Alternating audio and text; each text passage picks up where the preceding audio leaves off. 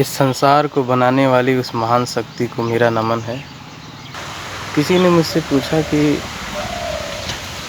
गुरुजी, जीवन संघर्षों से भरा है और मैं बहुत ही संघर्ष करता हूँ। बशर्ते कुछ पारिवारिक वातावरण की वजह से मैं अपने जीवन की उस रास्ते पर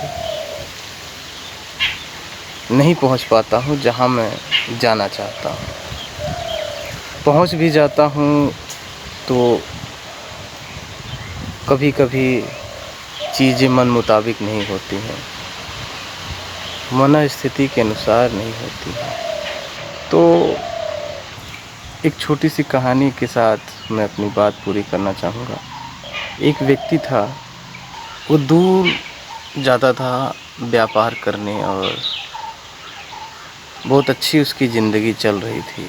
बहुत सुखी था, बहुत प्रसन्न था अपने जीवन से, उसे किसी चीज़ की कमी नहीं थी। एक बार क्या हुआ कि उसके व्यापार में बहुत घाटा हो गया, बहुत ही ज़्यादा उसका व्यापार डूब गया। अंततः उसने निर्णय लिया कि अभी व्यापार करने का सही समय नहीं है, तो कुछ दिन ठहर जाते हैं, क्योंकि ऐसा वातावरण नहीं बन पा रहा था कि वो दोबारा व्यापार कर पाए। जैसे कभी पूंजी की कमी महसूस होती है, कभी किसी चीज़ की कमी महसूस होती है, तो व्यापार करने के लिए एक सही स्थिति और परिस्थिति होनी चाहिए। तो उसने निर्णय लिया कि अब एक बार डूब ही चुके हैं तो क्या किया जाए, ऐसे ही चले। उसने व्यापार न करने का निर्णय लिया और एक रात जब उसके सामने खाना आया, भोजन, रात्रि भोजन, तो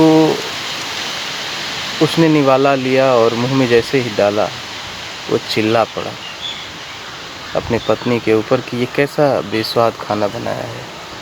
बस नमक, पानी और डाल करके सब्जियों को उबाल करके दे दिया है, इसमें तो मिर्च मसाले है ही नहीं। पत्नी ने कहा कि आप जिस प्रकार समर्पण कर चुके हैं अपने व्यापार के सामने, उसी प्रकार ये भी है। मैं भी समर्पण कर चुकी हूँ, क्योंकि मेरे रसोई में भी मिर्च मसाला नहीं है, इसलिए आपको खाना बेस्वाद लग रहा है।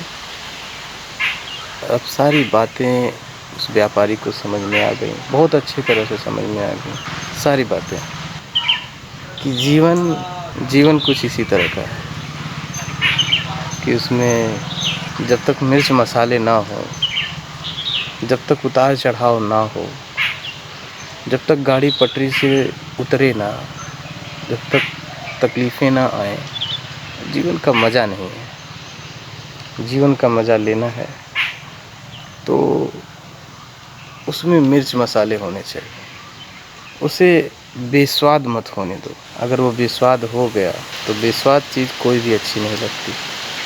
यदि किसी चीज़ में स्वाद ना हो तो कुछ भी अच्छा नहीं लगता।